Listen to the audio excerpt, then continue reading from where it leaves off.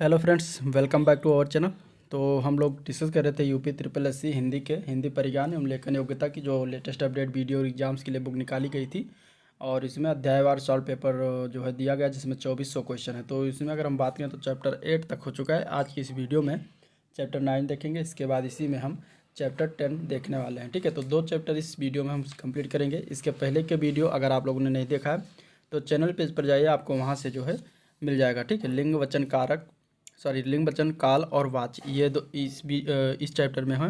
इसके बाद इसके अगले चैप्टर में होगा कारक एवं परसर्ग। ठीक है, तो बहुत ही इंपॉर्टेंट है, इससे क्वेश्चन बनते ही बनते हैं एग्जाम में। तो चलिए इस वीडियो को स्टार्ट करते हैं। और इसका प्लेलिस्ट बना दिया, तो आप लोग वहाँ से जाकर चैनल पेज पर जाकर जो है प्लेलिस्ट से भी देख सकते हैं सारा का सारा वीडियो एक साथ। ठीक है, तो पहला क्वेश्चन अगर हम देखें तो दिया गया है कि कौन सा शब्द स्त्रीलिंग है इनमें से। तो इसका आंसर हो जाएगा, इसमें से स्त्रीलिंग शब्द जो है वो है आज्ञा। आंसर ए पार्ट करेक्ट सही है। ठीक है, और शेष शब्द मार्ग, परिमाण, ग्रह, ये सब पुल्लिंग शब्द के उदाहरण हैं। अगला क्वेश्चन है निम्नलिखित में से कौन सा शब्द पुल्लिंग है। इसका आंसर क्या होगा, तो इसका आंसर हो जाएगा सी पार्ट। ठीक है, विवाह शब्द जो होता है पुल्लिंग होता है, तो सी पार्ट इसका करेक्ट हो जाएगा। बाकी सारे शेष शब्द पूर्ति, अभिव्यक्ति और छवि शब्द जो है स्त्रीलिंग शब्दों का उदाहरण है। नेक्स्ट क्वेश्चन है किस पुल्लिंग शब्द का लिंग परिवर्तन सही नहीं है इनमें से। ठीक है, नायक नायिका, सेवक सेविका, अनुज अनुजा, संचालक संचालक, संचारिका। ठीक है, यहाँ पे संचारिका लिखा हुआ है जो कि ये गलत है। तो आपका आंसर ये हो जाएगा डी पार्ट, जो कि गलत है। ठीक है, इसमें अगर हम देखेंगे तो इसका राइट आंसर हो जाएगा संचारिका की जगह पे यहाँ संचालिका होना चाहिए था, जो कि यही त्रुटि दी गई है, बाकी सही है। इस तरीके से लिखा होना चाहिए था। नेक्स्ट क्वेश्चन है निम्नलिखित में से कौन सा शब्द स्त्रीलिंग नहीं है इनमें से। तो इसमें से स्त्रीलिंग शब्द की बात करेंगे तो संबल शब्द जो है स्त्रीलिंग नहीं होता, बाकी यामा, योजना, भिक्षा ये सब स्त्रीलिंग शब्द होते हैं। ठीक है, अगला प्रश्न देखते हैं। निम्नलिखित में से उस समूह को चुनना है जिसमें पुल्लिंग से स्त्रीलिंग परिवर्तन सही रूप दिया गया है। जैसे कवि का कवियत्री किसमें सही रूप से दिया गया है, सम्राट का साम्राज्ञी, नेता का नेत्री और विधुर का। अब इसमें विधरा, विधवा और धुरा और विधवा लिखा है, इसमें से कौन सा विधुर का राइट होगा। तो बताना कि चारों का जो है चारों में सही जिसमें जिस ऑप्शन में दिया गया उसका आंसर। तो इसका आंसर हो जाएगा बी पार्ट। ठीक है, कवि का कवियत्री होगा, सम्राट का साम्राज्ञी, नेता का नेत्री और विधुर का विधवा होगा। तो आंसर इसका बी पार्ट करेक्ट हो जाएगा। अगला क्वेश्चन है निम्नलिखित में से कौन सा शब्द स्त्रीलिंग है इनमें से। तो इसका आंसर हो जाएगा डी पार्ट। भाषा शब्द जो होती है वो स्त्रीलिंग होती है, बाकी प्रभाव, विवाह, निर्माण ये सब पुल्लिंग होता है। ठीक है, अगला क्वेश्चन है निम्नलिखित में से कौन सा शब्द इसमें से स्त्रीलिंग है। तो इसका आंसर हो जाएगा, इसमें से शब्द जो स्त्रीलिंग है उसका आंसर हो जाएगा सी पार्ट। ठीक है, कुंडली शब्द जो होता है स्त्रीलिंग होता है, बाकी वचन, प्रहार, सर्प ये सब पुल्लिंग शब्द होते हैं। नेक्स्ट क्वेश्चन है निम्नलिखित में से कौन सा शब्द स्त्रीलिंग है। तो इसमें से स्त्रीलिंग शब्दों की बात करेंगे तो मृत्यु जो होती है वो स्त्रीलिंग होती है, बाकी पुल्लिंग में संकल्प, उत्साह, चक्रव्यूह ये सब पुल्लिंग शब्द हैं। अगला क्वेश्चन भी हमें स्त्रीलिंग शब्द बताना है। इसका आंसर हो जाएगा गणना। गणना जो की जाती है ना कि किया जाता है, तो आंसर इसका सी पार्ट करेक्ट हो जाएगा। गणना जो है शब्द स्त्रीलिंग है। बाकी देखिए, अब अगर वाक्य बनाएंगे तो गणना की जाती है, बनाया जाता है। ठीक है, इसलिए स्त्रीलिंग हो जाएगा। बाकी गणेश, गढ़, गणपति ये सब पुल्लिंग है। अगला क्वेश्चन है कौवा के स्त्रीलिंग के निर्धारण के लिए क्या किया जाता है। ठीक है, कौवा के अंत में ई लगाते हैं या फिर, तो ये गलत है, ई नहीं लगाया जाता। कौवा के अंत में आनी लगाते हैं, ये भी गलत है। कौवा के पहले स्त्री लगाते हैं, भी गलत है। कौवा के पहले मादा लगाते हैं, तो ये सही है। तो आंसर इसका क्या हो जाएगा, कौवा जो पुल्लिंग होता है इसका स्त्रीलिंग बनाने के लिए मादा कौवा कहते हैं, तो आंसर डी पार्ट करेक्ट हो जाएगा। ठीक है, देखिए इस तरीके से किया जाता है कुछ शब्दों के, जैसे कि पुल्लिंग है नर मक्खी, तो इसका स्त्रीलिंग मक्खी हो जाएगा। नर तितली इसका पुल्लिंग होगा तो इसका स्त्रीलिंग तितली हो जाएगा। खटमल अगर पुल्लिंग है तो इसका स्त्रीलिंग मादा खटमल हो जाएगा। खरगोश अगर पुल्लिंग है तो इसका स्त्रीलिंग मादा खरगोश हो जाएगा। मंत्री शब्द का लिंग क्या है। तो मंत्री शब्द के इसमें से बात करेंगे, ये स्त्रीलिंग है या पुल्लिंग है या नपुंसक है या फिर उभय लिंग है। तो मंत्री शब्द जो होता है वो उभय लिंग के अंतर्गत आता है, तो आंसर डी ऑप्शन सही हो जाएगा। ठीक है, डी ऑप्शन करेक्ट हो जाएगा। नेक्स्ट क्वेश्चन, अपवाद को छोड़कर वर्णमाला के अक्षरों के नाम के किस लिंग में होते हैं। तो अपवाद को छोड़कर वर्णमाला के अक्षरों के नाम जो होते हैं वह पुल्लिंग में होते हैं, आंसर ए पार्ट करेक्ट है। ठीक है, और अगर हम बात करें इसमें तो छोटी ई, बड़ी ई और स्त्रीलिंग में शेष सभी पुल्लिंग होते हैं। इनमें से कौन सा पुल्लिंग शब्द स्त्रीलिंग में प्रत्यय लगाने से बना है। तो कौन सा शब्द है, तो वो है भेड़ा। ठीक है, भेड़ा में प्रत्यय लगाने से ये स्त्रीलिंग शब्द बना है। स्त्रीलिंग में शब्द में जो है प्रत्यय शब्द लगाने से ये पुल्लिंग बना है। यानी भेड़ शब्द में अगर हम बड़ा अ प्रत्यय लगाएंगे तो इसका पुल्लिंग शब्द भेड़ा बन जाएगा। ठीक है, कुछ स्त्रीलिंग संज्ञाओं के आगे बड़ा अ प्रत्यय जोड़कर जो है पुल्लिंग शब्द बना, जैसे कि भैंस का भैंसा। अगला क्वेश्चन है, जिन भाववाचक संज्ञाओं के अंत में हट होता है उनका लिंग क्या होता है? तो जिन भाववाचक संज्ञाओं के अंत में हट होता है वो स्त्रीलिंग के अंतर्गत आते हैं, तो आंसर बी पार्ट करेक्ट हो जाएगा। जैसे कि घबराहट, सकपकाहट, बौखलाहट, चिल्लाहट, चिकनाहट, ये सब क्या हैं? स्त्रीलिंग शब्द हैं। पुल्लिंग शब्द के स्थान, पुल्लिंग संज्ञा के स्थान पर स्त्रीलिंग कर देने वाला काला विशेषण का क्या रूप होगा? तो काली हो जाएगा। आंसर इसका डी ऑप्शन करेक्ट हो जाएगा। ठीक है, नेक्स्ट क्वेश्चन, कव्वाली शब्द का कौन सा लिंग है? कि तो कव्वाली जो है एक स्त्रीलिंग शब्द होता है, तो आंसर बी पार्ट करेक्ट हो जाएगा। ठीक है, और यह फारसी भाषा का शब्द भी है कव्वाली। फारसी भाषा के कुछ अन्य शब्द में अफसोस, आबदार, इसके अलावा अगर हम देखें इसमें तो आबरू, आतिशबाजी, ये सब फारसी शब्द हैं। ठीक है, अदा, आराम, आमदनी, आवारा, कुश्ती, कबूतर, गज, गल्ला, गवाह, मुर्दा, लगाम, रंग, राह और सूद और हजार, ये पूछे जाते हैं कि इनमें से कौन सा फारसी है, अरबी है या फिर कौन सा पुर्तगाली है। तो याद रखिएगा, संज्ञा के जिस रूप में स्त्रीत्व का बोध होता है उसमें कौन सा लिंग होता है? तो इसका आंसर हो जाएगा बी पार्ट, स्त्रीलिंग होता है। आंसर बी पार्ट करेक्ट हो जाएगा। जैसे कि ममता, महिला, रानी, ये सब क्या है? स्त्रीत्व का बोध होता है, इसलिए इसमें स्त्रीलिंग होगा। नेक्स्ट क्वेश्चन है, निम्नलिखित में से कौन सा शब्द स्त्रीलिंग है इनमें से? तो इसका आंसर क्या हो जाएगा? इसका आंसर हो जाएगा डी पार्ट, केतली शब्द जो होता है वो स्त्रीलिंग होता है। ठीक है, निम्नलिखित में से कौन सा शब्द स्त्रीलिंग है इसमें भी बताना है। तो इसका आंसर हो जाएगा सी पार्ट, जमीन शब्द जो होता है वो स्त्रीलिंग होता है। अगला क्वेश्चन है, इनमें से पुल्लिंग शब्द कौन सा है? तो न्याय शब्द जो होता है वो पुल्लिंग होता है। ठीक है, न्याय मिलता है ना कि न्याय मिलती है, तो आंसर डी पार्ट करेक्ट हो जाएगा। अब इसके अलावा न देखें तो लड़का, आदमी, बकरा, न्याय, पेड़, ये सब पुल्लिंग कहलाते हैं। निम्नलिखित में से कौन सा शब्द पुल्लिंग है इनमें से? तो इसका आंसर क्या हो जाएगा? इसका आंसर हो जाएगा ए पार्ट, अंधेर जो होता है पुल्लिंग होता है। बाकी नकेल, मुंडेर, बटेर, ये सब पुल्लिंग नहीं होता, स्त्रीलिंग होते हैं। ठीक है, अब इसमें बात करें तो वह संज्ञा शब्द जो हमें पुरुष जात के व्यक्ति, वस्तु आदि का बोध कराते हैं पुल्लिंग होते हैं, जैसे कि शिशु, नक्शा, अंधेर, धन आदि। अगला क्वेश्चन है, तन शब्द का लिंग निर्धारण कीजिए। तो इसका आंसर क्या हो जाएगा? ए पार्ट हो जाएगा, ये पुल्लिंग शब्द के अंतर्गत आता है, तो आंसर ए पार्ट करेक्ट हो जाएगा। ठीक है, अगला क्वेश्चन है, निम्नलिखित में से कौन सा स्त्रीलिंग शब्द है इनमें से? तो इसका आंसर क्या हो जाएगा? बी पार्ट, भाषा शब्द जो होती है वो स्त्रीलिंग होती है, आंसर इसका बी पार्ट करेक्ट हो जाएगा। अगले भाई शब्द में हमें पुल्लिंग शब्द बताना है, इनमें से कौन सा है? तो पुल्लिंग शब्द की बात करेंगे तो डी पार्ट हो जाएगा। ठीक है, सॉरी, पुल्लिंग शब्द की बात करेंगे तो इसमें संकल्प शब्द जो है पुल्लिंग होता है। बाकी लज्जा, प्रार्थना, घटना, ये सब स्त्रीलिंग होता है। यानी अगर हम बात करें इसमें तो स्त्रीलिंग है लज्जा जो है अकारांत भाववाचक संज्ञा, और ये संज्ञा सदैव स्त्रीलिंग में होती हैं। ठीक है, अगला क्वेश्चन है, निम्नलिखित में से कौन सा शब्द पुल्लिंग है? तो इसमें से पुल्लिंग शब्द की बात करेंगे तो डी पार्ट हो जाएगा, विधुर। विधुर शब्द पुल्लिंग होता है। ठीक है, इसका विधवा महिला होता है, मतलब स्त्रीलिंग होता है, विधुर पुल्लिंग होता है। अगला में हमें मिलान करना है, साहब का जो है पुल्लिंग या साहब का स्त्रीलिंग क्या होता है? तो साहब का स्त्रीलिंग होता है मेम, जो कि 5 में दिया गया है। ठीक है, पिता का माता हो जाएगा स्त्रीलिंग, हाथी का हथनी, और सांप का होता है सांपिन। तो इसका आंसर इस तरीके से मिलान हो जाएगा, और इसका राइट आंसर हो जाएगा ए पार्ट। ठीक है, अगला क्वेश्चन देखते हैं, इस तरीके से है। निम्न प्रश्न जो है लिंग से संबंधित है, इसमें दिया गया है, कथनों पर विचार करके उसे सही उत्तर देना है। आकारांत और आकारांत पुल्लिंग शब्दों को इकारांत कर देने से वह स्त्रीलिंग हो जाते हैं। ठीक है, पहले तो ये दिया। दूसरा दिया कि जातिबोधक शब्दों के अंतिम स्वर का लोप कर उनमें कहीं इन और कहीं आइन प्रत्यय लगाकर स्त्रीलिंग बनाया जाता है। अब इसमें से बताना है कि इन दोनों ऑप्शनों में कौन सा ऑप्शन सही है। ठीक है, तो इसके अगर हम आंसर की बात करेंगे,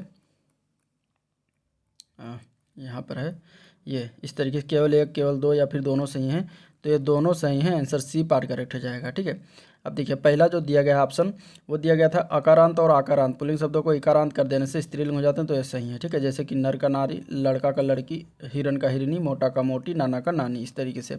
और दूसरा दिया था कि जातबोधक शब्दों के अंतिम स्वर को लोप कर कहीं इन और कहीं आइन जो है प्रत्यय लगाकर स्त्रीलिंग बनाया जाता है, जैसे कि माली का मालिन, बाघ का बाघिन, लाला का ललाइन, हलवाई का हलवाइन। तो इस तरीके से भी बनाया जाता है। अगले क्वेश्चन में हमें स्त्रीलिंग शब्द बताना है, इसमें से कौन हो जाएगा?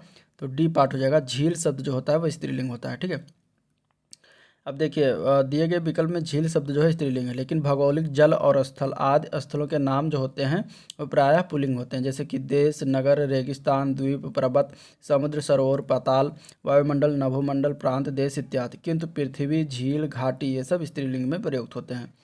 नेक्स्ट क्वेश्चन में हमें पुल्लिंग बताना है, इनमें से कौन सा हो जाएगा? तो इसका आंसर हो जाएगा डी पार्ट। ठीक है, आभार शब्द पुल्लिंग होता है, बाकी माया, दया, भाषा सब स्त्रीलिंग है। अगला क्वेश्चन है, इनमें से कौन सा पुल्लिंग है? ठीक है, तो इनमें से आंसर हो जाएगा कष्ट। कष्ट जो होता है वो पुल्लिंग होता है, बाकी सेना होती है जो स्त्रीलिंग होती है, आशा भी और क्षमा भी स्त्रीलिंग। निम्नलिखित में से कौन सा स्त्रीलिंग है इनमें से? तो डी पार्ट हो जाएगा आय। आय शब्द जो होता है वो स्त्रीलिंग होता है। ठीक है, तो आंसर इसका डी पार्ट करेक्ट हो जाएगा। अगले क्वेश्चन में भी हमें स्त्रीलिंग ही बताना है, तो इसका आंसर क्या हो जाएगा? आंसर हो जाएगा डी पार्ट। सभा शब्द जो होती है वो स्त्रीलिंग होती है। नेक्स्ट क्वेश्चन है निम्नलिखित से पुल्लिंग शब्द कौन सा है? तो इसमें से आंसर हो जाएगा सी पार्ट, ठीक है। क्षेत्र शब्द जो होता है वो पुल्लिंग होता है, बाकी क्षमा, घटना, रीत स्त्रीलिंग होती है। निम्नलिखित में से स्त्रीलिंग शब्द बताना, इनमें से कौन सा हो जाएगा? तो गरिमा शब्द स्त्रीलिंग होगी, अब बाकी सारे पुल्लिंग होंगे, ठीक है। इस अगले क्वेश्चन में भी हमें स्त्रीलिंग बताना है, तो इसमें देखिए छाछ शब्द जो होता है वो स्त्रीलिंग हो जाएगा, बाकी तिल, काढ़ा, टेसू ये सब पुल्लिंग हो जाते हैं। अब देखिए छाछ शब्द स्त्रीलिंग है। खाने पीने की सभी चीज़ें स्त्रीलिंग होती हैं, जैसे कि कचौड़ी, पूरी, खीर, दाल, पकौड़ी, रोटी, चपाती, तरकारी, सब्जी, खिचड़ी, ये सब क्या हो जाएंगे? स्त्रीलिंग। यानी खाने पीने वाली चीज़ें क्या हो जाएंगी? खाने पीने की चीज़ें जो होती हैं वो स्त्रीलिंग हो जाती हैं। परंतु इसका कुछ अपवाद है, जैसे कि पराठा, हलवा, भात, दही, रायता, ये सब क्या है? ये सब पुल्लिंग होते हैं। और इसके अलावा तिल, काढ़ा, टेसू जो है ये भी पुल्लिंग है। नेक्स्ट क्वेश्चन, निम्नलिखित में से पुल्लिंग शब्द बताना है इनमें से, तो इसका आंसर हो जाएगा डी पार्ट। आहार शब्द जो होता है वो पुल्लिंग होता है, ठीक है, आहार शब्द। अब कुछ अन्य पुल्लिंग में बात करें तो जैसे कि कान, मुंह, दांत, पाँव, मोती, माणिक, मोती देखिए मोती, माणिक, पन्ना, हीरा, जवाहर, मूंगा, गेहूँ, जौ, चावल, बाजरा, पीपल, देवदार, ये सब क्या होते हैं? पुल्लिंग होते हैं। भील का स्त्रीलिंग शब्द क्या हो जाएगा? भील का स्त्रीलिंग होता है भीलिनी, जो कि बी पार्ट में दिया गया है, ठीक है, भीलिनी।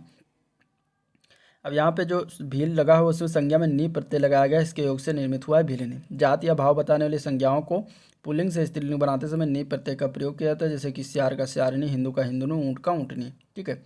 अगला प्रश्न देखते हैं। नेक्स्ट क्वेश्चन है स्त्रीलिंग शब्द बताना यहाँ से, तो इसमें से कौन सा स्त्रीलिंग शब्द है? तो इसका आंसर क्या हो जाएगा? B part. सनक शब्द स्त्रीलिंग होती है, बाकी सलाद, सारस और सलाम ये सब पुल्लिंग होते हैं। स्त्रीलिंग अगले वाले भी क्वेश्चन बताना स्त्रीलिंग शब्द, तो वो हो जाएगा हरकत शब्द। हरकत शब्द स्त्रीलिंग होती है, बाकी हुलास, हमला, हवाला ये सब पुल्लिंग होते हैं। नेक्स्ट क्वेश्चन है पुल्लिंग वाचक शब्द बताने, यानी पुल्लिंग शब्द बताना, इसमें से कौन सा हो जाएगा? तो वो हो जाएगा कैमरा। कैमरा पुल्लिंग होता है, ठीक है। पायल, प्लेयर, तलवार ये सब क्या होते हैं? स्त्रीलिंग होते हैं। अगला क्वेश्चन है पुल्लिंग शब्द भी इसमें भी बताना है, तो इसका आंसर क्या हो जाएगा? डी पार्ट हो जाएगा नेत्र। नेत्र शब्द क्या होता है? पुल्लिंग होता है। बाकी दया, प्रार्थना, वायु स्त्रीलिंग है, ठीक है। निम्नलिखित में से स्त्रीलिंग शब्द कौन सा है इनमें से? तो इसका आंसर क्या हो जाएगा? स्त्रीलिंग शब्द की बात करेंगे तो शोभा शब्द जो होती है वो स्त्रीलिंग होती है, बाकी शस्त्र, नृत्य, पालन ये सब पुल्लिंग है। अब इसमें से कौन सा पुल्लिंग स्त्रीलिंग का जोड़ा सही नहीं है ये बताना है, ठीक है। देव का देवी, मामा का मामी ये दोनों सही हैं। कांत का कांति जो कि गलत है, ठीक है। गधा का गधी ये सही है। तो इस तरीके से इसमें कौन सा आपका आंसर हो जाएगा? सी पार्ट हो जाएगा, गलत हमें बताना था। कांत का कांति नहीं होता, कांत का कांता होता है, ठीक है, कांता। यहाँ पे कांति लिखा जो कि गलत है। अगला क्वेश्चन में हमें बताना है स्त्रीलिंग कौन सा शब्द स्त्रीलिंग में प्रयुक्त होता है, तो वह है ऋतु। ऋतु शब्द स्त्रीलिंग में प्रयुक्त होता है, बाकी पंडित, हंस, आचार्य ये सब पुल्लिंग है। अब देखिए अकारांत, इकारांत, इकारांत, उकारांत संज्ञाएं प्रायः स्त्रीलिंग है, जैसे कि आकारांत कौन कौन है? तो दया, दया, माया, कृपा, क्षमा, शोभ, प्रार्थना, वेदना, रचना, घटना ये सब क्या है? स्त्रीलिंग है। इसी तरीके से इकारांत में निधि, विधि, परिधि, अग्नि। इसी तरीके से इकारांत में नदी, रोटी, टोपी इत्यादि। अपवाद में देखेंगे तो हाथी, दही, रोटी ये सब पुल्लिंग होते हैं, ठीक है। उकारांत में देखेंगे तो ऋतु, वायु, रेण, मृत्यु, रज्जु, आयु, वस्तु, धन, धात और जान ये सब होते हैं। कवि का स्त्रीलिंग शब्द क्या होगा? कवि का स्त्रीलिंग रूप होता है कवियत्री, जो कि दिया गया है सी पार्ट में सही रूप से। इसका जो है शब्द शुद्ध वर्तनी में भी बहुत आता है, सी पार्ट इसका करेक्ट हो जाएगा, ठीक है।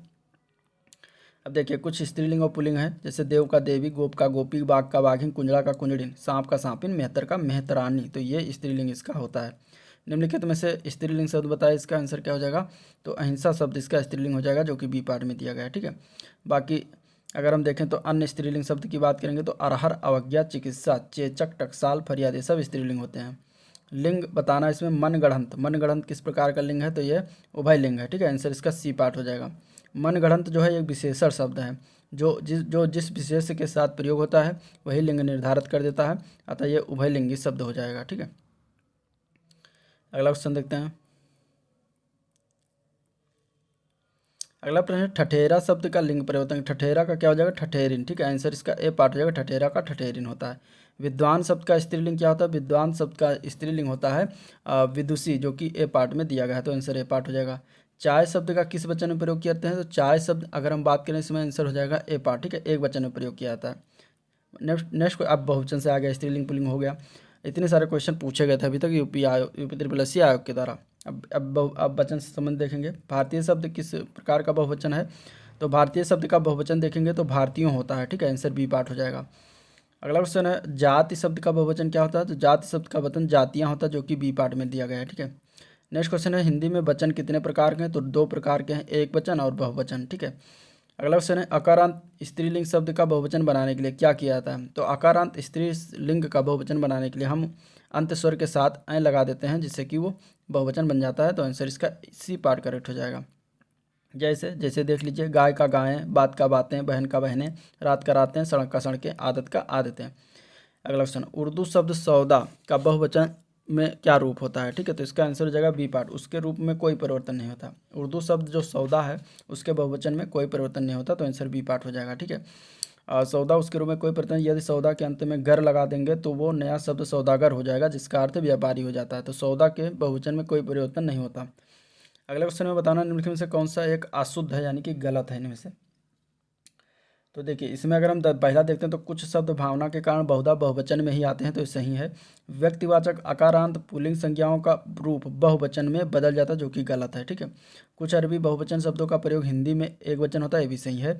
बुढ़िया का बहुवचन बुढ़िए रूप अशुद्ध है, तो ये भी सही है, ठीक है। तो इस तरीके से आपका आंसर क्या हो जाएगा, आंसर आपको इसमें बताना था गलत, तो गलत आपका बी पार्ट है जो कि दिया गया है, तो बी पार्ट गलत है। एक्सप्लेन देख लेते हैं। देखिए व्यक्तिवाचक आकारांत पुल्लिंग संज्ञाओं का जो रूप बहुवचन में बदल जाता है गलत है, क्योंकि व्यक्तिवाचक संज्ञा की बात करें तो जिस शब्द से किसी एक व्यक्ति वस्तु का बोध हो उसे व्यक्तिवाचक संज्ञा कहते हैं, और आकारांत पुल्लिंग संज्ञाओं का एक वचन में प्रयोग होता है ना कि बहुवचन में। हिंदी में मैं का बहुवचन क्या होता है, तो मैं का बहुवचन हम होता है जो कि ए पार्ट में दिया गया है, आंसर ए पार्ट हो जाएगा, ठीक है। मैं का बहुवचन क्या होता है, हम होता है, ठीक है। वचन की बात करें तो संज्ञा सर्वनाम विशेषण क्रिया के जिस रूप से संख्या का बोध हो उसे वचन कहते हैं। दूसरे शब्दों में अगर देखेंगे तो शब्दों के संख्या बोधक विकारी रूप वचन होता है। वचन का शाब्दिक अर्थ है संख्यावाचन। अंग्रेजी में भी, अंग्रेजी की तरह हिंदी में भी वचन 2 होते हैं, एक वचन बहुवचन। नेक्स्ट क्वेश्चन, मैं चलती थी, इसमें मैं का बहुवचन क्या होगा, तो मैं का बहुवचन हम होगा, अभी ऊपर बात हुआ, तो आंसर इसका क्या हो जाएगा, ए पार्ट करेक्ट हो जाएगा। अगला क्वेश्चन देख लेते हैं। अब इसमें कुछ देख लीजिए, जो ये सर्वनामिक वचन पूछा जाता है, मैं का हम, तू का तुम, वो का वह, ठीक है, तो ये तीनों याद रखिएगा। अगला प्रश्न देखते हैं, ईकारांत संज्ञा शब्द को बहुवचन बनाते समय क्या किया जाता है, तो ईकारांत संज्ञा शब्द जो होते हैं उनमें बहुवचन बनाने के लिए हम बड़ी ई को ह्रस्व करके अंतिम स्वर के बाद यहाँ लगा देते हैं, तो उस तरीके से बहुवचन बन जाता है, तो आंसर सी पार्ट करेक्ट हो जाएगा। जैसे जैसे देख लीजिए, कली है, कली में कलियाँ हो जाएगा, ठीक है। हाल थाली का थालियाँ हो जाएगा, लड़की का लड़कियाँ, नारी का नारियाँ, तो इस तरीके से बहुवचन बनाते हैं। नेक्स्ट क्वेश्चन है, हिंदी में होने वाले उर्दू शब्दों का बहुवचन बनाने के लिए प्रायः किस भाषा के प्रत्यय लगाए जाते हैं, तो हिंदी के ही प्रत्यय लगाए जाते हैं, तो आंसर ए पार्ट करेक्ट हो जाएगा, ठीक है। जैसे अरबी से आए हुए शब्द वकील शब्द का बहुवचन वकला हिंदी में नहीं चलेगा, बल्कि हिंदी वकीलों ही लिखा जाएगा। अगला क्वेश्चन, अगला प्रश्न है, दिए गए शब्दों व विकल्पों में से वह शब्द चुनिए जिसका सदा एक वचन में प्रयोग होता है, तो इसमें इसका आंसर हो जाएगा डी पार्ट, ठीक है। प्रत्येक जो लिखा हुआ शब्द ये हमेशा एक वचन में प्रयोग किया जाता है, तो आंसर इसका क्या हो जाएगा, डी पार्ट करेक्ट हो जाएगा, ठीक है। अन्य अगर हम देखें तो जबकि इसमें प्राण, आंसू, बाल, होश, हस्ताक्षर तथा कक्षा सदैव बहुवचन में प्रयोग किए जाते हैं, तो ये भी याद रखिएगा, ठीक है। ये इतने सारे याद रखिएगा, प्राण, आंसू, बाल, होश, हस्ताक्षर और कक्षा सदैव बहुवचन में प्रयोग किए जाते हैं, और प्रत्येक सदैव एक वचन में होता है। कथा का बहुवचन क्या होता है, कथा का बहुवचन हो जाएगा कथाएं, जो कि इसमें दिया गया है डी पार्ट में, ठीक है। डी पार्ट में दिया गया है कथाएं। नेक्स्ट क्वेश्चन देखते हैं, निम्नलिखित विकल्पों में से एक वचन शब्द कौन सा है, तो इसमें से एक वचन शब्द में देखेंगे तो नदी शब्द जो दिया गया है वह एक वचन में है, आंसर बी पार्ट करेक्ट हो जाएगा, ठीक है। दर्शन जो होता है ये सदैव बहुवचन में प्रयोग किया जाता है। अगला क्वेश्चन में देखना है कि कौन सा वचन जोड़ा सही नहीं है इनमें से, सोना का सोना, धेनु का धेनु है, छात्र का छात्रगण, आटा का आटे, इसमें से कौन सा गलत है, तो इसमें गलत ऑप्शन की बात करेंगे तो डी पार्ट गलत है, ठीक है। जो दिया गया आटा का आटे जो कि गलत है, इसका वचन जोड़ा सही नहीं है। आटा जो है द्रव्यवाचक संख्या, और द्रव्यवाचक संख्याएं सदैव एक वचन में रहती है, इनका बहुवचन नहीं बना जाता, यानी आटा का आटा यहाँ पे होना चाहिए था, जो कि नहीं दिया गया, तो डी पार्ट करेक्ट हो जाएगा। नेक्स्ट क्वेश्चन, निम्नलिखित में से कौन सा शब्द दोनों वचनों में समान रहता है, तो इसमें अगर हम आंसर की बात करें तो बी पार्ट है, सरसों शब्द जो होता है दोनों वचनों एक वचन बहुवचन दोनों में समान हो रहता है। मध्यम परस्तु का सही बहुवचन क्या होगा, मध्यम परस्तु का सही वचन होता है तुम लोग, जो कि बी पार्ट में दिया गया है, ठीक है। और हम जो है उत्तम पुरुष का मैं का बहुवचन है, ठीक है, और आप लोग आदर सूचक आपका बहुवचन है। अगला क्वेश्चन देखते हैं, वचन की दृष्टि से कौन सा जोड़ा गलत है इसमें से, तो देखिए लता का लताएं सही है, घोड़ा का घोड़े ये भी सही है, किताब का किताबें ये भी सही है, तो आंसर आपका क्या हो जाएगा, डी पार्ट। इसमें त्रुटि दिया गया है शब्द शुद्धि, सखियाँ का सखियाँ जो दिया गया है बड़ी ई नहीं हो पे, यहाँ पे सखियाँ जो होना चाहिए वो खा पे छोटी ई की मात्रा होना चाहिए था, जो कि यहाँ पे क्या दिया है बड़ी, तो आपका आंसर इसमें डी आंसर सही हो जाएगा। किसका प्रयोग सदैव बहुवचन में होता है इनमें से? तो दर्शन जो शब्द दिया गया है इसी का प्रयोग सर्वदा एक बहुवचन में होता है, तो आंसर ए पार्ट करेक्ट हो जाएगा। ठीक है, दर्शन शब्द जो है सदैव एक वचन में प्रयोग किया जाता है, सदैव एक वचन बहुवचन में प्रयोग किया जाता है। सदैव बहुवचन में प्रयोग होने वाले अन्य शब्दों में बाल, प्राण, आंसू, होश, हस्ताक्षर हैं, और सदैव एक वचन में प्रयुक्त होने वाले शब्द माल, जनता, सामग्री हैं। ठीक है, तो ये याद रखिएगा, इसमें से एक आध क्वेश्चन बनते ही बनते हैं। पति शब्द का अविभक्ति बहुवचन क्या होता है? तो पति होता है, सी पार्ट इसका करेक्ट हो जाएगा। भविष्य काल की क्रिया को बहुवचन बनाने में ए पर क्या होता है? तो भविष्य काल को जब बनाएंगे तो उसके ऊपर चंद्रबिंदु या अनुस्वार रखेंगे, तो आंसर बी पार्ट करेक्ट हो जाएगा। किसका प्रयोग सदैव एक वचन में होता है? तो एक वचन में देखेंगे तो प्रत्येक, इसका राइट आंसर हो जाएगा प्रत्येक का सदैव एक वचन में होता है। ठीक है, और अन्य की बहुवचन बातें, नदी का नदियाँ, इस तरीके से साधु का साधुओं होता है, घर का घरों होता है। निम्नलिखित में से कौन सा शब्द सदैव बहुवचन में प्रयोग किया जाता है? तो प्राण शब्द सदैव बहुवचन में होता है, आंसर बी पार्ट हो जाएगा। ठीक है, इसके अलावा अन्य बहुवचन में देखेंगे तो आशु, दर्शन, होश, बाल और हस्ताक्षर सभी हमेशा बहुवचन में प्रयोग किए जाते हैं। नेक्स्ट क्वेश्चन है, आजकल भारत की जनता भी अधिक शिक्षित हो गई है। अब यहाँ पे जनता शब्द का हमें बताना है। ठीक है, तो ये एक वचन में लिखा हुआ है, आंसर ये पार्ट हो जाएगा। जनता शब्द समूहवाचक संज्ञा है जो कि एक वचन में प्रयोग होता है। समूहवाचक संज्ञा हमेशा एक वचन में होती है, जैसे कि सेना, भीड़, मेला, परिवार, पुलिस, सब एक वचन में होंगे। हिंदी में वचन कितने हैं? तो दो होते हैं, एक वचन और बहुवचन। ठीक है, तो आंसर इसका क्या हो जाएगा? सी पार्ट हो जाएगा। नेक्स्ट क्वेश्चन देखते हैं। अगला क्वेश्चन है, वधु का बहुवचन क्या होता है? तो वधु का वधुएं होता है, जो कि सी पार्ट में करेक्ट लिखा हुआ है, तो आंसर सी पार्ट हो जाएगा। सदा एक वचन में प्रयुक्त होने वाला कौन सा शब्द इसमें से लिखा हुआ है? तो एक वचन में सदा प्रयुक्त होने वाला शब्द है सहायता। सहायता जो है हमेशा एक वचन में प्रयोग किया जाता है। ठीक है, नेक्स्ट क्वेश्चन, खूंटी शब्द का बहुवचन बताना है। अब ये इसका आंसर क्या हो जाएगा? तो इसका आंसर हो जाएगा सी पार्ट। खूंटियाँ जो लिखा हुआ है सी पार्ट में, ये सही है। ठीक है, चाकू शब्द का बहुवचन क्या होता है? चाकू शब्द के बहुवचन में अगर हम बात करेंगे तो इसका आंसर हो जाएगा चाकू। चाकू का चाकू ही होता है, जो कि डी पार्ट में दिया गया है। निम्नलिखित में से कौन सा शब्द बहुवचन है इनमें से? तो प्राण शब्द जो है हमेशा बहुवचन में प्रयोग किया जाता है, तो आंसर सी पार्ट करेक्ट हो जाएगा, प्राण। ठीक है, अगला क्वेश्चन देखते हैं। महेश गीत गा रहा था, इस वाक्य में काल क्या है? काल से संबंधित क्वेश्चन देखेंगे, तो इसका आंसर हो जाएगा ये अपूर्ण भूतकाल है, आंसर ए पार्ट हो जाएगा। अब इसकी परिभाषा देख लेते हैं। क्रिया के जिस रूप से कार्य के भूतकाल में शुरू होने का पता चले, ठीक है, यानी कि पास्ट में शुरू होने का पता चले लेकिन खत्म होने का पता ना चले, तो उसे अपूर्ण भूतकाल कहते हैं। जिन वाक्यों के अंत में रहा था, रही थी, रहे थे आदि शब्द आते हैं वह अपूर्ण भूतकाल कहलाते हैं। तो अब जब कभी अपूर्ण भूतकाल आएगा तो इस तरीके से पहचान लीजिएगा, जैसे कि वह विद्यालय जा रहा था, श्याम लखनऊ की यात्रा कर रहा था, इस तरीके से। अगला क्वेश्चन है, सत्संग में जाने के बाद मन को शांति मिली है, दिए गए वाक्य का काल बताना। ये कौन सा काल में लिखा हुआ है? तो इसका आंसर हो जाएगा बी पार्ट। ये आसन्न भूतकाल में लिखा हुआ है, आंसर बी पार्ट हो जाएगा। ठीक है, आसन्न भूतकाल क्या होता है? जिस क्रिया के जिस रूप में यह पता चले कि क्रिया अभी कुछ समय पहले ही पूर्ण हुई है, समाप्त हुई है, तो उसे आसन्न भूतकाल कह देते हैं। जैसे कि मैंने मिठाई खाई है, यानी कि अभी मैंने खाकर खत्म किया है, तो इस तरीके से यह आसन्न भूतकाल में आ जाएगा। निम्नलिखित में से किस वाक्य में संदिग्ध वर्तमान काल है? तो इसका आंसर हो जाएगा ए पार्ट, रीना पढ़ती होगी। ये जो है संदिग्ध वर्तमान काल में आता है, आंसर इसका ए पार्ट करेक्ट हो जाएगा। अब इसका परिभाषा देख लीजिए। क्रिया के जिस रूप से वर्तमान में कार्य के होने का संदेह रहे, ऐसी क्रियाएं संदिग्ध वर्तमान में आती हैं। जैसे कि बच्चा रोता होगा, सीमा खा रही होगी, रीना पढ़ रही होगी या पढ़ती होगी, तो इस तरीके से ये संदिग्ध वर्तमान हो जाएंगे। निम्नलिखित में से कौन वर्तमान काल का भेद नहीं इनमें से? तो इसमें से अगर हम देखेंगे तो जो हेतु मद वर्तमान लिखा हुआ ये गलत है, ये इसका भेद नहीं होता वर्तमान काल का। बाकी पूर्ण वर्तमान काल, तत्कालिक वर्तमान काल और संदिग्ध वर्तमान, ये तीनों भेद होते हैं। अब देख लीजिए, देखिए वर्तमान काल में कुल 5 भेद होते हैं। ठीक है, और जो इस प्रकार है, पहला देख लीजिए, सामान्य वर्तमान, तत्कालिक वर्तमान, पूर्ण वर्तमान, संदिग्ध वर्तमान और संभाव्य वर्तमान। भूतकाल में भविष्यत काल, कुछ विवरण इस तरीके से। भूतकाल के कुल 6 भेद हैं, सामान्य भूत, आसन्न भूत, पूर्ण भूत, अपूर्ण भूत, संदिग्ध भूत, हेतु मद भूत। भविष्य काल में कुल 3 भेद हैं, सामान्य भविष्य, संभाव्य भविष्य और हेतु मद भविष्य। नेक्स्ट क्वेश्चन है, राम खाता होगा, इसमें किस काल का उदाहरण है? तो इसका आंसर हो जाएगा, क्या हो जाएगा इसका आंसर? ए पार्ट। ये संदिग्ध वर्तमान में है। ठीक है, आंसर इसका ए पार्ट हो जाएगा। अभी इसके बारे में बात हुई।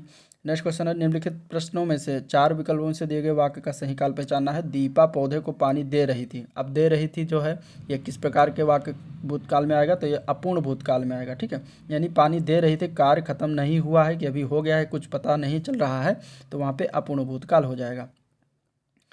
अगला क्वेश्चन है निम्नलिखित में से बताना है कौन सा ये काल में दिया गया है। यदि मैं स्टेशन पर पहुंचता तो मेरी गाड़ी न छूटती। अब ये किस प्रकार के काल में से संबंधित है, तो ये हो जाएगा इसका आंसर हेतु मध्य भूतकाल के अंतर्गत आएगा। आंसर बी पार्ट हो जाएगा। ठीक है, अब इसका परिभाषा देख लीजिए। यदि भूतकाल में क्रिया के होने या न होने पर दूसरी क्रिया का होना या न होना निर्भर करता है तो वह हेतु मध्य भूतकालिक क्रिया कहलाती है। जैसे हेतु का अर्थ है कारण। अब दिए गए वाक्य में यदि मैं समय पर स्टेशन पहुंचता तो मेरी गाड़ी नहीं छूटती, इसमें हेतु मध्य भूतकाल है, यानी डिपेंडेंट है एक दूसरे पर। तो इस तरीके से यहाँ पे हेतु मध्य भूतकाल हो जाएगा। देखा गया हो क्रिया के किस पक्ष का उदाहरण है ये, तो ये संभाव्य वर्तमान काल का उदाहरण है। आंसर इसका बी पार्ट हो जाएगा। ठीक है, देखा गया हो। संभाव्य वर्तमान काल में क्या होता है, क्रिया के वर्तमान काल में पूरा होने की संभावना रहती है। संभाव्य का अर्थ है संभावित, अर्थात जिसके होने की संभावना या अनुमान हो। तो देखा गया हो यानी कि संभावना व्यक्त की जा रही है, तो संभाव्य वर्तमान काल। निम्नलिखित में से कौन सा काल वर्तमान काल का, इसमें से तो वर्तमान काल इनमें से अगर हम देखेंगे तो ए पार्ट हो जाएगा मानव पढ़ता है। ये क्या है, वर्तमान काल में है। आंसर इसका ए पार्ट करेक्ट हो जाएगा। ठीक है, अब वर्तमान काल में अगर हम देखें तो कितने से सामान्य वर्तमान काल का हो जाएगा मानव पढ़ता। मोहन गया जो दिया गया है सामान्य भूतकाल में है। सीता सो रही थी या पूर्व भूतकाल में है, वो जाएगा ये सामान्य भविष्य काल में है। अगला क्वेश्चन है क्रिया के जिस रूप से क्रिया निष्पादन के समय का ज्ञान हो उसे क्या कहते हैं, तो उसको हम कहते हैं काल। आंसर बी पार्ट हो जाएगा। ठीक है, अगला क्वेश्चन है निम्नलिखित में से कौन सा वाक्य जो है पूर्ण भूतकाल का उदाहरण है इनमें से, तो इसका आंसर क्या हो जाएगा, इसका आंसर हो जाएगा पूर्ण भूतकाल में वो आए थे, ये पूर्ण भूतकाल का उदाहरण है। तो आंसर सी पार्ट हो जाएगा। वह गए, ये सामान्य भूतकाल का उदाहरण है। ठीक है, सामान्य भूतकाल का ये उदाहरण है। वो खा रहे थे, वह खा रहे थे, अपूर्ण भूतकाल का उदाहरण। ठीक है, अपूर्ण भूतकाल का ये उदाहरण है। और वह सोकर उठे हैं मतलब कि अभी कार्य संपन्न हुआ है, तो ये आसन्न भूतकाल में आ जाएगा। तो इस तरीके से पहचानना अब थोड़ा सा ईजी हो जाएगा। अगला क्वेश्चन, निम्नलिखित वाक्यों में से भविष्यत काल को पहचानिए। तो इसमें से अगर हम देखेंगे तो मैं कल घूमने जाऊंगी, ये भविष्य काल में लिखा हुआ है, बाकी सारे जो है अलग अलग। अब जैसे कि पहला देखें तो इसमें लिखा है घास चरती है, गाय घास चरती है, तो सामान्य वर्तमान काल में है। ठीक है, वर्तमान काल में ये दिया गया है। गाय चरती है, पढ़ता है, सीता गाती है, तो ये सब क्या है, वर्तमान काल में आएंगे। रोहन मुंबई गया, रोहन मुंबई गया था, ये पूर्ण भूतकाल में हो जाएगा। ठीक है, पूर्ण भूतकाल में जाएगा। और माँ बच्चे को पढ़ा रही यानी कि काल हो रहा है अभी, यानी कि तत्कालिक वर्तमान काल में आ जाएगा। ठीक है, तत्कालिक वर्तमान काल के अंतर्गत आ जाएगा ये। तो इस तरीके से इसका आंसर हो जाएगा सी पार्ट। नेक्स्ट क्वेश्चन, निम्न में भूतकाल का उदाहरण बताना है। इसमें से कौन सा भूतकाल का, यानी पास्ट इंडेफिनिट बताना है, कौन सा, सॉरी पास्ट टेंस का इसमें बताना है। तो इसमें अगर हम देखेंगे तो राम घर गया था, ये भूतकाल का उदाहरण है। आंसर बी पार्ट करेक्ट हो जाएगा। ठीक है, अब जिन वाक्यों में इस काल में क्रिया की समाप्ति से समय का स्पष्ट बोध होता है, जैसे जबकि मैं जाता हूँ वो आ रहा है वर्तमान काल का, तथा वो पुस्तक पढ़ेगा भविष्य काल का वाक्य है। वो आई हो तो मेरी चिट्ठी उसे दे देना, इसमें कौन सा काल है, तो इसमें अगर हम देखेंगे तो इसमें संभाव्य वर्तमान काल है। आंसर बी पार्ट करेक्ट हो जाएगा, संभाव्य वर्तमान। ठीक है, अन्य ऑप्शन की बात करें तो संदिग्ध वर्तमान में वो पढ़ता होगा। ठीक है, मैं खाना खा रहा हूँ, ये तत्कालिक वर्तमान में जाएगा। सूर्य पूरब में उगता है, ये सामान्य वर्तमान में आएगा। कौन सा वाक्य जो है आसन्न भूतकाल में है, इसमें से कौन सा वाक्य आसन्न भूतकाल में है, तो मैंने आम खाया, ये आसन्न भूतकाल के अंतर्गत आएगा। आंसर डी पार्ट हो जाएगा। अन्य विकल्पों में देखेंगे तो मोहन आया और सीता गई, ये सामान्य भूतकाल में। वो आया था, ये पूर्ण भूतकाल। तू आता तो मैं जाता, ये हेतु मध्य भूतकाल। नेक्स्ट क्वेश्चन है निम्नलिखित से वर्तमान काल बताना कौन सा है, इसमें उदाहरण है, तो इसका आंसर हो जाएगा सी पार्ट। ठीक है, वो जाता है, ये वर्तमान काल का उदाहरण है। अन्य की बात करें तो उसने पढ़ा था, तो ये भूतकाल में जाएगा। वो पुस्तक पढ़ेगा भविष्य काल में, वो जाता है वर्तमान काल में। वो खेल रहा था, ये भी अपूर्ण भूतकाल में जाएगा। इस वाक्य में अपूर्ण भूतकाल को पहचानना है, कौन सा हो जाएगा, तो ए पार्ट हो जाएगा। रामू खाना खा रहा था, ये अपूर्ण भूतकाल के अंतर्गत आएगा। माँ खाना बना चुकी है, ये पूर्ण वर्तमान में आएगा। ठीक है, पूर्ण वर्तमान में ये काल में हो जाएगा। और मुझे बाहर जाना है, ये वर्तमान काल है। हम घूमने जाएंगे, ये भविष्य काल है। ठीक है, तो आंसर इसका ए पार्ट हो जाएगा। नेक्स्ट क्वेश्चन, वो खा रहा था, इसमें खा रहा था कौन सा काल है, तो ये रहा था जिसमें आता है वो अपूर्ण भूत में आता है, तो आंसर बी पार्ट करेक्ट हो जाएगा। ठीक है, इसके बारे में बात हो चुकी, इसका परिभाषा जरूर देख लीजिए। जैसे कि पहला सामान्य भूत, तो भूतकाल की क्रिया के विशेष समय का ज्ञान नहीं होता, जैसे कि राम आया। ठीक है, दूसरा संदिग्ध भूत, इसमें संदेह बना रहता है कि भूतकाल में कार्य पूरा हुआ कि नहीं, यानी पास्ट में काल पूरा हो कि नहीं, जैसे कि आपने सिनेमा देखा होगा। तीसरा है पूर्ण भूत, इसमें क्रिया की समाप्त का स्पष्ट बोध होता है, जैसे कि मोहन विद्यालय जा चुका है। चौथा है अपूर्ण भूत, यानी कि इसमें क्रिया भूतकाल में सो रही थी, भूतकाल में हो रही थी किंतु उसकी समाप्ति का पता नहीं चलता, जैसे मोहन किताब पढ़ रहा था, ठीक है। पांचवा है हेतु मध्य भूतकाल, इस यह पता चलता है कि क्रिया भूतकाल में होने वाली थी पर किसी कारण नहीं हो सकी, जैसे कि तू आता तो मैं जाता या मैं आता तो तू जाता। राम ने खाना खाया होगा, इस वाक्य में कौन सा काल है, तो इसमें है आसन जो है, इसमें कौन सा काल है, तो इसमें आसन्न भूतकाल है, आंसर डी पार्ट हो जाएगा, ठीक है। खाया होगा, खाया होगा क्या है, आसन्न भूतकाल का उदाहरण है। मैं खाना खा चुका था, इस वाक्य में कौन सा भूतकालिक भेद है, तो इसमें हो जाएगा डी पार्ट, ये पूर्ण भूतकाल का उदाहरण है, तो आंसर डी पार्ट करेक्ट हो जाएगा। निम्नलिखित में से किस वाक्य में भविष्यकाल है, तो मैं आपकी प्रतीक्षा करूंगा, ये भविष्यकाल है, आंसर इसका ए पार्ट करेक्ट हो जाएगा। राम से पत्र लिखे गए, इस वाक्य में कौन सा उदाहरण है, तो राम से पत्र लिखे गए, ये कर्मवाच्य का उदाहरण है, आंसर बी पार्ट हो जाएगा, ठीक है। अब देखिए वाच्य की बात कर रहा है, तो कर्ता कर्म और भाव की प्रधानता के अनुसार वाच्य 3 प्रकार के होते हैं। जिन वाक्यों में कर्म की प्रधानता होती है उसे कर्मवाच्य कहते हैं, जैसे राम से पत्र लिखे गए तो एक कर्मवाच्य का उदाहरण हो जाएगा। अगला क्वेश्चन है निम्नलिखित में से कौन सा भाववाच्य का उदाहरण है, तो इसमें से अगर देखेंगे तो धूप में चला नहीं जाता, ये भाववाच्य हो जाएगा, आंसर डी पार्ट करेक्ट हो जाएगा, ठीक है। अब भाववाच्य क्या होता है, जिस वाक्य में वाच्य केंद्र क्रिया हो, अर्थात जहाँ न कर्ता की प्रधानता हो न कर्म की, बल्कि जहाँ क्रिया का भाव ही मुख्य हो, उसे भाववाच्य कहते हैं। धूप में चला नहीं जाता, ये भाववाच्य का उदाहरण हो जाएगा, ठीक है। अब अगले में हमें बताना है कि कौन सा वाक्य कृतवाच्य है, तो इसका आंसर हो जाएगा बी पार्ट, ठीक है। अध्यापक ने विद्यार्थियों को पाठ पढ़ाया, यह कृतवाच्य का उदाहरण है, तो आंसर इसका क्या हो जाएगा, बी पार्ट हो जाएगा। अब कृतवाच्य क्या है, कृतवाच्य वो होता है क्रिया का वो रूपांतर जिससे वाक्य में कर्ता की प्रधानता का बोध हो, तो वहाँ पे कृतवाच्य होता है। कर्मवाच्य में क्या होता है कि इससे क्रिया में कर्म की प्रधानता का बोध होता है, और भाववाच्य में क्रिया के उस रूपांतर को भाववाच्य कहते हैं जिस वाक्य में भाव की प्रधानता का बोध हो। तो ये तीनों वाच्य हो गए। अब क्वेश्चन देखते हैं इससे।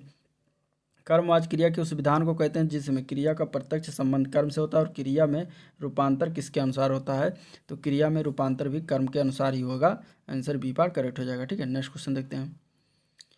निम्नलिखित में से कर्मवाच्य वाला वाक्य चुने, इनमें से चुनना है।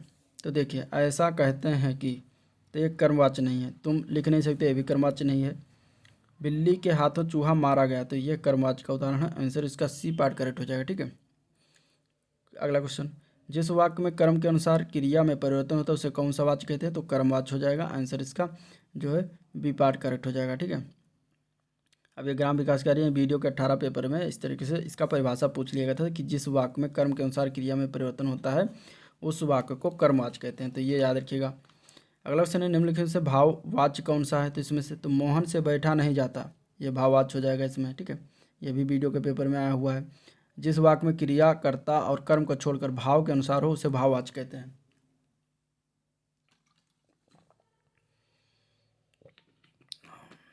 तो मोहन से बैठा नहीं जाता, इस वाक्य में कर्ता और कर्म की प्रधानता का बोध नहीं हो रहा, जबकि क्रिया जो है भाव के अनुसार है, अतः यहाँ भाववाच्य का उदाहरण हो जाएगा। जैसे मोहन पुस्तक पढ़ता है तथा श्याम पत्र लिखता है, कृतवाच्य में जाएगा, और पत्र लिखा जाता है, ये कर्मवाच्य होगा। अगला क्वेश्चन, श्याम को पुस्तक पढ़नी है, ये किस वाक्य में है, तो इसका आंसर हो जाएगा कर्मवाच्य में हो जाएगा, आंसर डी पार्ट हो जाएगा, ठीक है। कर्मवाच्य, कर्मवाच्य में हो जाएगा शाम को पुस्तक पढ़नी है। अगला क्वेश्चन, भाववाच्य इसमें से बताना है कौन सा है, तो इसमें से अगर हम भाववाच्य की बात करें तो जिस वाक्य में भाव की बात हो, जैसे तोते से उड़ा नहीं गया, तो ये भाव की बात हो रहा है, प्रधानता यहाँ पे, तो आंसर बी पार्ट हो जाएगा भाववाच्य, ठीक है। कर्मवाच्य की बात करेंगे तो दादाजी के द्वारा अनिल को डांटा गया, कृतवाच्य में अशोक ने आइसक्रीम खाई, चोर पकड़ा गया, ये सब कृतवाच्य है। अब वाच्य 3 प्रकार के हो ही चुके हैं। इसके बाद अगला क्वेश्चन, निम्नलिखित में से कर्मवाच्य का कौन सा उदाहरण है इनमें, तो कर्मवाच्य के उदाहरण में इसमें हम देखेंगे तो ए पार्ट है, पत्र लिखा जाता है, कर्मवाच्य है, ठीक है। और राम पुस्तक पढ़ता है, ये कृतवाच्य में जाएगा। और इसके अलावा अगर हम देखेंगे कृतवाच्य हो जाएगा, ठीक है। तो सीता पत्र लिखती है, किस वाक्य में, तो ये भी कृतवाच्य में जाएगा। और मुझसे बैठा नहीं जाता, ये भाववाच्य में जाएगा, ठीक है। अगला प्रश्न देखते हैं। जिस वाक्य में कर्ता की प्रधानता होती है, लिंग वचन प्रायः कर्ता के अनुसार होते हैं, वे वाक्य क्या कहलाते हैं, तो उन वाक्यों को हम कहते हैं कृतवाच्य, ठीक है। आंसर बी पार्ट है, परिभाषा सीधे सीधे पूछ लिया गया है। वाच्य कितने प्रकार के होते हैं, तो टोटल 3 प्रकार के, ठीक है। कृतवाच्य, कर्मवाच्य और भाववाच्य। निम्न में से भाववाच्य बताना, इनमें से कौन सा उदाहरण है, तो अब चला जाए, ये भाववाच्य हो जाएगा, आंसर बी पार्ट करेक्ट है। राम आम खाता है, इसमें कौन सा वाच्य हो जाएगा, तो इसमें हो जाएगा कृतवाच्य, ठीक है। आंसर ए पार्ट हो जाएगा। तो ये इसके परिभाषा हो चुके हैं। अगला क्वेश्चन, निम्नलिखित में से कौन सा भाववाच्य का उदाहरण है इनमें से, तो इसका आंसर क्या हो जाएगा, इसका आंसर हो जाएगा बी पार्ट, मुझसे गाया नहीं जाता, ये भाववाच्य का उदाहरण, आंसर बी पार्ट हो जाएगा, ठीक है। जहाँ पे कर्ता और कर्म से इतर भाव की प्रधानता हो उसे भाववाची कहा जाता है। इसमें अकर्मक क्रिया का प्रयोग होता है। कर्म की प्रधानता होने पर कर्मवाच होता है और यह कर्म के बिना नहीं बनाया सकता, अतः इसमें सकर्मक क्रिया ही प्रयुक्त होती है। कृतवाच में कर्ता प्रधान होता है। ठीक है, अब क्वेश्चन इसमें देखते हैं चैप्टर नंबर 10, जिसमें हम कारक और परसक से क्वेश्चन देखेंगे। पहला क्वेश्चन देखते हैं। वो चम्मच से चावल खाता है, वाक्य में चम्मच में से कौन सा कारक है? ठीक है, तो इसका आंसर हो जाएगा ए पार्ट, एक करण कारक का उदाहरण हो जाएगा। अब करण कारक क्या है कि कर्ता अपनी क्रिया को संपादित करने के लिए जिस साधन का उपयोग करता है उस साधन विशेष की करण कारक संज्ञा होती है। ठीक है, इसका परसर्ग से होता है जिसे वो कलम से पत्र लिखता है। गहने अलमारी में है, अलमारी में जो है पद में कारक है, किस प्रकार का कारक है? तो ये अधिकरण कारक हो जाएगा। आंसर बी पार्ट करेक्ट है। ठीक है, वाक्य में अधिकरण कारक है क्योंकि अधिकरण कारक की बातें तो कर्ता द्वारा की जाने वाली क्रिया का जो आधार होता है वो या जिस स्थल विशेष पर वह क्रिया की जाती है उसकी अधिकरण कारक संज्ञा होती है। इसका परसर्ग में अथवा पर होता है। ठीक है, अधिकरण का। नेक्स्ट क्वेश्चन, निम्नलिखित में से किस वाक्य में अपादान कारक का प्रयोग हुआ है? तो इसमें अगर हम देखेंगे तो बिल्ली छत से कूद पड़ी, इसमें जो है अपादान का प्रयोग किया गया है, तो आंसर सी पार्ट हो जाएगा। अब अपादान कारक में क्या होता है कि इसमें अलग होने के अर्थ में से लिखता है, तो यहाँ पे जो है अपादान कारक होता है, संकेत देता है। ठीक है, तो आंसर इसका सी पार्ट हो जाएगा। भीम ने गदा से दुर्योधन को मारा, यहाँ गदा से पद में कौन सा कारक है? तो इसका आंसर क्या हो जाएगा? इसका आंसर हो जाएगा कारण कारक। ठीक है, यहाँ पे देखिए से लगा हुआ है, लेकिन यहाँ पे से जब अलग होने के अर्थ में हो तो वहाँ पे अपादान होगा, लेकिन जहाँ पे अलग होने का अर्थ ना प्रकट करता हो वहाँ पे क्या हो जाएगा? कारण कारक हो जाएगा। से के द्वारा अगर हम बात करें तो यहाँ गदा से पद में जो है करण कारक, करता क्या है? अपनी क्रिया को संपादित करने के लिए जिस साधन का प्रयोग करता है उस साधन विशेष की करण कारक संज्ञा होती है। करण कारक का चिन्ह है से के द्वारा। अब इसके अन्य उदाहरण देखें तो लकड़हारा कुल्हाड़ी से वृक्ष काटता है, ये भी करण कारक है।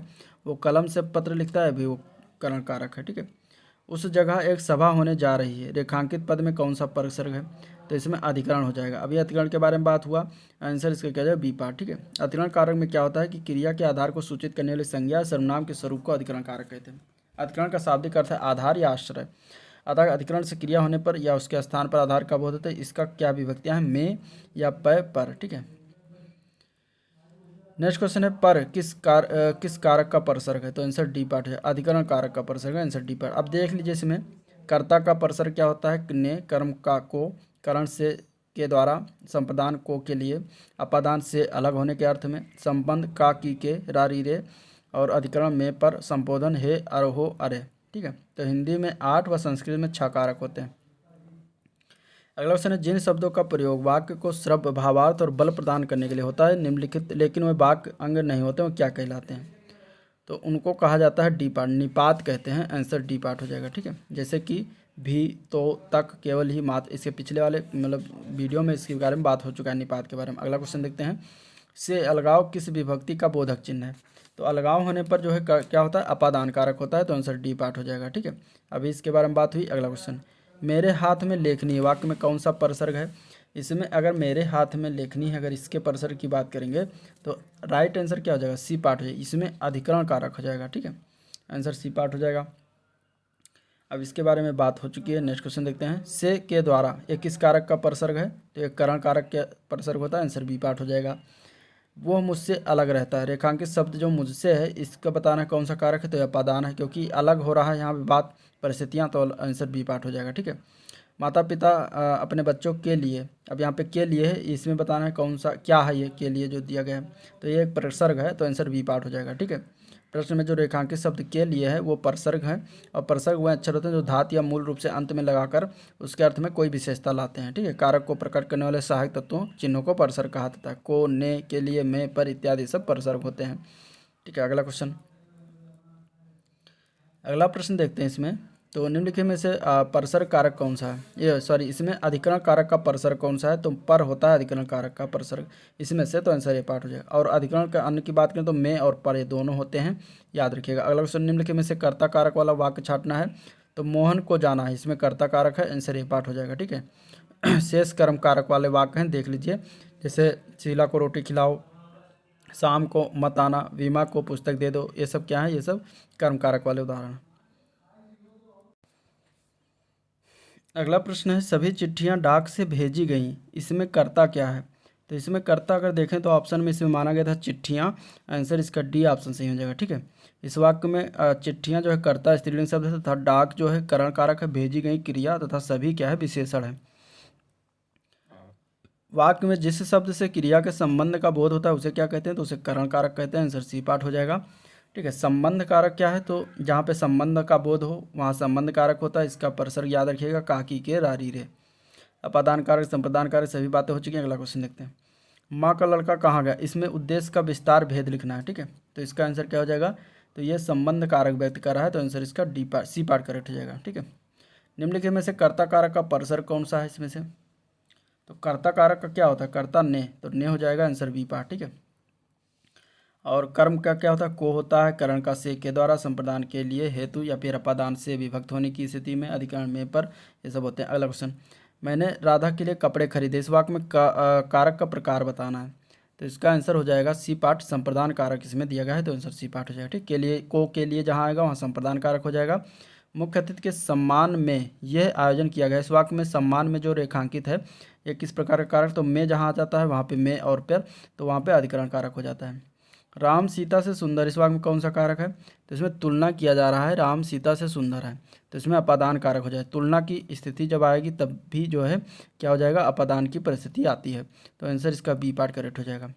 अब अन्य अगर हम देखें तो गंगा से, हिमालय से गंगा निकलते, इसमें भी अपादान है, वो घर से बाहर आए, इसमें भी अपादान है। राम की गाय चरती है, इसमें बताना है कि किस प्रकार का कारक है, तो इसमें संबंध कारक बताया गया है, आंसर सी पार्ट हो जाएगा। अगला क्वेश्चन देखते हैं, पेड़ से पत्ता गिरा, इसमें किस प्रकार का कारक, तो पेड़ से में क्या कारक बताना है, तो इसमें अपादान, क्योंकि अलग हो रहा है यहाँ से पत्ता पेड़ से, तो आंसर सी पार्ट हो जाएगा। अगला क्वेश्चन, ठीक समय पर आ जाना कौन सा कारक है, तो इसमें अधिकरण कारक हो जाएगा। ठीक है, जहाँ पे देखिए पर आ गया, में अथवा पर आ जाए तो अधिकरण कारक हो जाएगा। कर्म आ जाएगा जहाँ पर को होगा वहाँ पे कर्म आ जाएगा। करण हो जाएगा से की परिस्थिति में, और संप्रदान को के लिए। ठीक है, क्रियापरक व्याकरणिक कोड चिन्हित करना है इसमें से, तो इसमें से अगर हम देखेंगे तो इसका आंसर हो जाएगा ए पार्ट, कारक होता है, आंसर ए पार्ट करेक्ट हो जाएगा। अगला क्वेश्चन है, और लेकिन इसमें अगर हम देखें तो आयोग ने इस प्रश्न का उत्तर विकल्प डी अर्थात पक्ष को माना था, लेकिन होता कारक है, तो देख लीजिएगा उस तरीके से। अगला क्वेश्चन, कुर्सी पर मास्टर जी बैठे, इस वाक्य में कुर्सी शब्द किस कारक में है, तो अधिकरण कारक में है, आंसर डी पार्ट हो जाएगा। जहाँ में पर आए वहाँ पे कुर्सी क्या हो जाएगा, अधिकरण कारक। ए राकेश यहाँ आओ, इस वाक्य में कौन सा कारण है, तो इसमें देखिए संबोधन किया गया है, तो संबोधन कारक हो जाएगा, आंसर बी पार्ट हो जाएगा। ठीक है, सीमा कुत्ते से डरती है, यहाँ पे बताना है किस प्रकार का कारक है, तो अपादान कारक हो जाएगा। ठीक है, डरने की स्थिति आ जाएगा, वहाँ पे भाव में भी अपादान होता है, रक्षा भय रक्षा और भाव में भी अपादान होता है, अलग होने की स्थिति में और तुलना में भी अपादान होता है। वृक्ष से पत्ते झड़ते हैं, तो यहाँ पे पत्ते गिर रहे हैं, तो अपादान हो जाएगा। ठीक है, अलग होने की परिस्थिति है।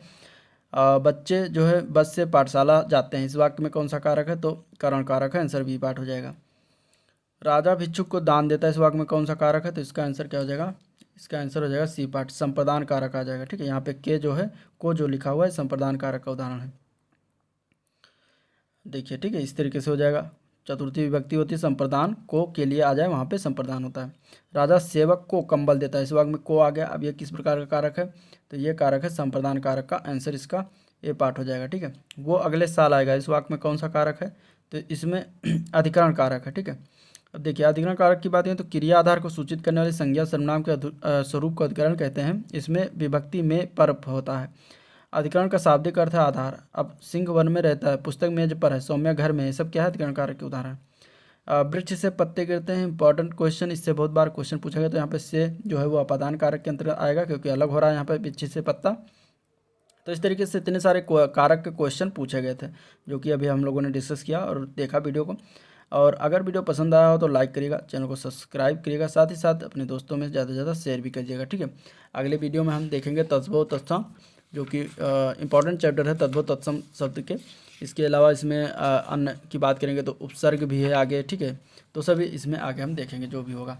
चलिए आज का वीडियो एंड करते हैं, मिलते हैं नेक्स्ट वीडियो में, तब तक के लिए थैंक यू।